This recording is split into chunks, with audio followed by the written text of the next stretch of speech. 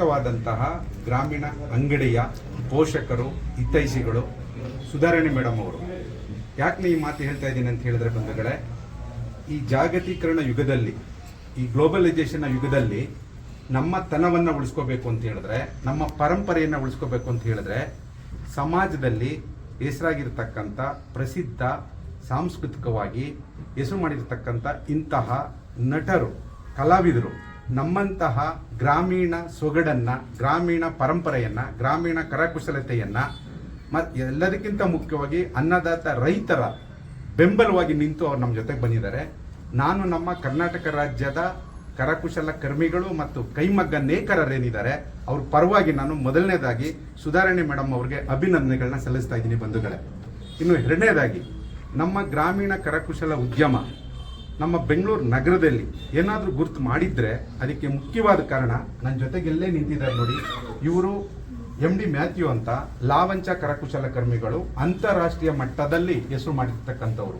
ಇವರು ಕೈಮಗ್ಗ ನೇಕಾರರು, ಗುಲ್ಬರ್ಗಾಯಿಂದ ಬಂದಿದ್ದಾರೆ. ಅಂದ್ರೆ ಒಂದು ಕಡೆ ನಾವು ಇಂತಹ ಪ್ರಸಿದ್ಧ ಕಲಾವಿದರು ನಮ್ಮ ಜೊತೆಗಿದ್ದಾರೆ, ನಮ್ಮ ಜೊತೆಗೆ ಅಂದ್ರೆ ನಮ್ಮ ಕರಕುಶಲ ಕರ್ಮಿಗಳ ಜೊತೆಗೆ. ಇಂತಹ ಸೌಭಾಗ್ಯ ಬೇರೆ ಯಾರಿಗೆ ಸಿಗುತ್ತೆ, ಎಲ್ಲಿ ಸಿಗುತ್ತೆ? ನಿಮ್ಗೆಲ್ಲ ಗೊತ್ತೇ ಇದೆ. ಇದು ಇವತ್ತಿನ ಈ ಜಾಗತಿಕ ಯುಗದಲ್ಲಿ ದೊಡ್ಡ ದೊಡ್ಡ ಕಾರ್ಪೊರೇಟ್ ಕಂಪ್ನಿಗಳು ದಾಳಿ ಇಟ್ಟಿರುವಾಗ, ಜೊಮ್ಯಾಟೊ, ಬೇರೆ ಬೇರೆ ರೀತಿಯ ಮಾರ್ಕೆಟ್ ನಿಮಗೆಲ್ಲ ಗೊತ್ತಿದೆ.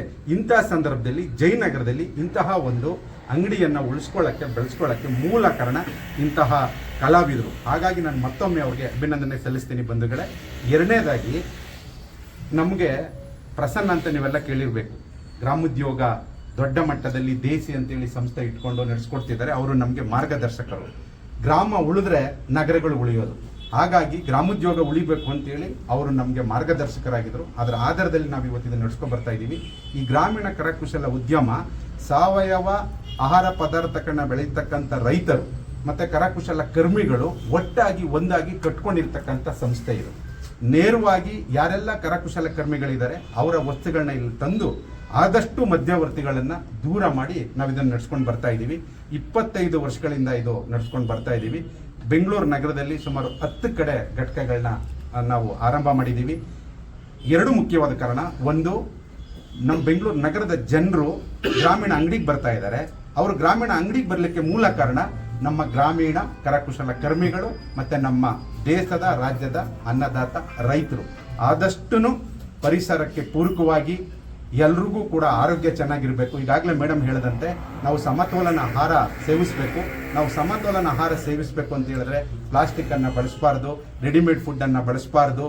ನಾವು ವಿಶೇಷ ಗ್ರಾಮೀಣ ಅಂಗಡಿ ಅಂದ್ರೆ ಬಿಳಿ ಸಕ್ಕರೆ ನಮ್ಮ ಗ್ರಾಮೀಣ ಅಂಗಡಿಯಲ್ಲಿ ದೊರೆಯೋದಿಲ್ಲ ಅಂತೇಳಿ ನಾವು ಬೋರ್ಡ್ ಹಾಕ್ತಾ ಇದೀವಿ. ಮೈದಾ ಹಿಟ್ಟನ್ನ ಬಳಸಬಾರ್ದು ನೀವು ಅಂತೇಳಿ ನಾವು ಬೋರ್ಡ್ ಹಾಕ್ತಾ ಇದೀವಿ. ಕೇವಲ ವ್ಯಾಪಾರ ಮಾಡೋದು ಅಷ್ಟೇ ಅಲ್ಲ, ಅದರ ಜೊತೆಗೆ ಒಂದು ನೈತಿಕ ಹೊಣೆ ಇದೆ, ಸಾಮಾಜಿಕ ಹೊಣೆಗಾರಿಕೆ ಇದೆ ನಮಗೆ ಅಂತೇಳಿ ಈ ಸಂದರ್ಭದಲ್ಲಿ ಹೇಳಿ ಬಯಸ್ತಾ ಇದ್ದೀವಿ. ಕೇವಲ ನಮ್ಮ ಕರಕುಶಲ ವಸ್ತುಗಳು, ಸಾವಯವ ಆಹಾರ ಧಾನ್ಯಗಳು ಮಾಡೋದು ಅಷ್ಟೇ ಅಲ್ಲ, ಜೊತೆಗೆ ನಮ್ಮ ನಾಗರಿಕರಿಗೆ ಜಾಗೃತಿಯನ್ನು ಮೂಡಿಸೋದು ಕೂಡ ನಮ್ಮ ಗ್ರಾಮೀಣ ಕರಕುಶಲ ಉದ್ಯಮದ ಜವಾಬ್ದಾರಿಯಾಗಿದೆ.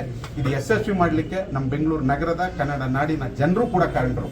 ಅದ್ರ ಜೊತೆಗೆ ಹಗಲಿರುಳು ನಮ್ಮ ಗ್ರಾಮೀಣ ಅಂಗಡಿಯಲ್ಲಿ ಇವತ್ತು ನಾವೇನಾದ್ರೂ ಈ ರೀತಿ ಗ್ರಾಮೀಣ ಸಂಸ್ಥೆ, ಗ್ರಾಮೀಣ ಅಂಗಡಿ ಈ ರೀತಿ ಗುರುತು ಮಾಡಬೇಕು ಅಂದ್ರೆ ಮೂಲ ಕಾರಣ ಗ್ರಾಮೀಣ ಬಳಗದ ಸಂಗಾತಿಗಳು ಹಗಲು ಇರುಳು ಕೆಲಸ ಮಾಡಿದ್ದಾರೆ. ಕ್ರೆಡಿಟ್ಸ್ ಎಲ್ಲ ಅವ್ರಿಗೆ ಹೋಗುತ್ತೆ. ಹಾಗಾಗಿ ಇದು ಯಾರೋ ಒಬ್ಬರು ಇಬ್ಬರದಲ್ಲ, ನಾವೆಲ್ಲರೂ ಸೇರಿ ತಂಡವಾಗಿ ಮಾಡ್ತಾ ಇದ್ದೀವಿ. ಅದರಿಂದ ಮೇಡಮ್ ಅವ್ರು ನಮ್ಮ ಜೊತೆಗಿದ್ದಾರೆ. ತುಂಬಾ ಸಂತೋಷ ಆಗುತ್ತೆ. ಇಂತಹ ಒಂದು ಗ್ರಾಮೀಣ ಕಲಾವಿದರ ಪರಂಪರೆಯನ್ನ ಉಳಿಸ್ಲಿಕ್ಕೆ, ಬೆಳೆಸ್ಲಿಕ್ಕೆ ಬೆನ್ನೆಲುಬಾಗಿ ಬಂದಿದ್ದಾರೆ ಮೇಡಮ್. ಹಾಗಾಗಿ ಮತ್ತೊಮ್ಮೆ ನಮ್ಮ ಕರ್ನಾಟಕ ರಾಜ್ಯದ, ದೇಶದ ಗ್ರಾಮೀಣ ಕರಕುಶಲ ಕರ್ಮಿಗಳ ಪರವಾಗಿ, ಕೈಮಗ್ಗ ನೇಕಾರರ ಪರವಾಗಿ, ಸಾವಯವ ರೈತರು ಆಹಾರ ಏನು ತಯಾರು ಮಾಡ್ತಾರೆ ಅವ್ರ ಪರವಾಗಿ ನಾನು ಅಭಿನಂದನೆಗಳನ್ನ ಸಲ್ಲಿಸ್ತೀನಿ. ಹೊಸ ವರ್ಷ ಶುರುವಾಗಿ ಒಂದು ವಾರ ಆಗ್ತಾ ಬಂತು. ಆದ್ರೂ ಎಲ್ರಿಗೂ ಹೊಸ ವರ್ಷದ ಶುಭಾಶಯಗಳು. ಹೊಸ ವರ್ಷದಲ್ಲಿ ಇನ್ನೊಂದು ಗ್ರಾಮೀಣ ಅಂಗಡಿ ಅಂದ್ರೆ ಅದೇ ಬ್ರಾಂಚ್ ಇವಾಗ ಹೊಸ ಇನ್ನೂ ದೊಡ್ಡ ಬಿಲ್ಡಿಂಗ್ ಬಂದಿದ್ದಾರೆ. ತುಂಬಾ ಖುಷಿ ಆಗ್ತಾ ಇದೆ ಇದನ್ನ ಮತ್ತೆ ಉದ್ಘಾಟನೆ ಮಾಡೋದಕ್ಕೆ. ರಾಜಶೇಖರ್ ಅವ್ರಿಗೆ ಮತ್ತೆ ಅವರ ಇಡೀ ತಂಡಕ್ಕೆ ಅಭಿನಂದನೆಗಳು. ಆಮೇಲೆ ಅವ್ರು ಹೀಗೆ ಇನ್ನೂ ಬೆಳೀತಾ ಇರಲಿ ಅನ್ನೋದೇ ನನ್ನ ಪ್ರಾರ್ಥನೆ ದೇವರಲ್ಲಿ.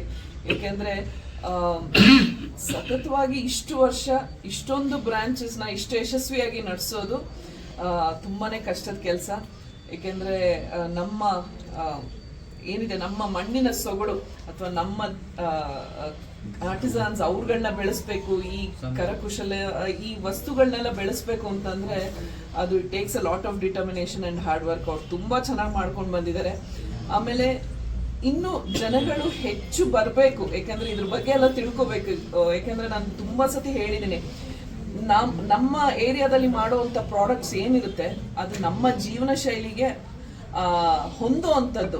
ನಾವು ಅದನ್ನ ಬಿಟ್ಟು ಯಾವಾಗ ನೋಡ್ಲಿ ಇಂಪೋರ್ಟೆಡ್ ಐಟಮ್ಸು ಅಥವಾ ಬೇರೆ ಬೇರೆ ವಸ್ತುಗಳನ್ನೇ ಕೊಂಡ್ಕೋತಾ ಇರ್ತೀವಿ. ಇದು ನಮ್ಮ ಜೀವನ ಶೈಲಿಗೆ, ನಮ್ಮ ವೆದರ್ಗೆ ಅಂಡ್ ಎಲ್ಲದಕ್ಕಿಂತ ಹೆಚ್ಚಾಗಿ ಕಲಾವಿದರು ಈ ಕಲೆಗಳೆಲ್ಲ ಹೊರಟೋಗ್ತಾ ಇದೆ, ಕಣ್ಮರೆ ಆಗ್ತಾ ಇದೆ. ಇದನ್ನೆಲ್ಲ ಬೆಳೆಸ್ಬೇಕು. ಬರೀ ನಾವು ಯಾವಾಗ್ಲೂ ಡಾಕ್ಟರ್ ಆಗ್ಬೇಕು, ಇಂಜಿನಿಯರ್ ಆಗ್ಬೇಕು ಇಂಥದ್ದನ್ನೇ ಯೋಚನೆ ಮಾಡ್ತಾ ಇರ್ತೀವಿ. ಒಂದು ಸಮಾಜದಲ್ಲಿ ಅಥವಾ ನಮ್ಮ ಪರಿಸರದಲ್ಲಿ ಒಂದು ಸಮತೋಲನ ಇರಬೇಕು ಅಂದ್ರೆ ಎಲ್ಲಾ ವೃತ್ತಿಗಳಲ್ಲೂ ಎಲ್ಲರೂ ಚೆನ್ನಾಗಿ ಬೆಳಿಬೇಕು. ಅವಾಗಲೇ ಜೀವನ ಚೆನ್ನಾಗಿರೋದೆ. ಹೇಗೆ ನಾವು ಆಹಾರ ತಗೊಳ್ಳುವಾಗ ಎಲ್ಲ ಸಮತೋಲನವಾಗಿರ್ಬೇಕು ಅಂತ ಯೋಚನೆ ಮಾಡ್ತೀವೋ ಅದೇ ತರನೇ ಇದು ಎಲ್ಲ ಜೀವನಕ್ಕೆ ಬೇಕಾಗಿದ್ದು. ಜೊತೆಗೆ ಇದರಿಂದ ಎಷ್ಟೋ ಜನಕ್ಕೆ ಎಂಪ್ಲಾಯ್ಮೆಂಟ್ಸು ಇರುತ್ತೆ.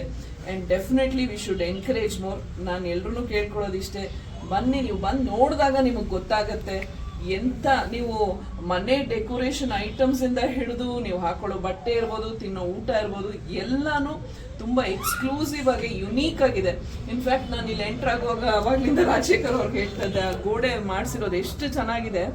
ನಾವು ಏನೇನೋ ಪ್ಲೈವುಡ್ ಅಂತೆ ಅದಕ್ಕೆ ಸಾವಿರಾರು ಮರ ಕತ್ತರಿಸ್ತಾರೆ, ಇಂಥದ್ದೆಲ್ಲ ಮಾಡೋದ್ರ ಬದಲು ನಮ್ಮ ಲೋಕಲ್ ಆರ್ಟಿಸನ್ಸ್ನ ಪ್ರಮೋಟ್ ಮಾಡೋಣ.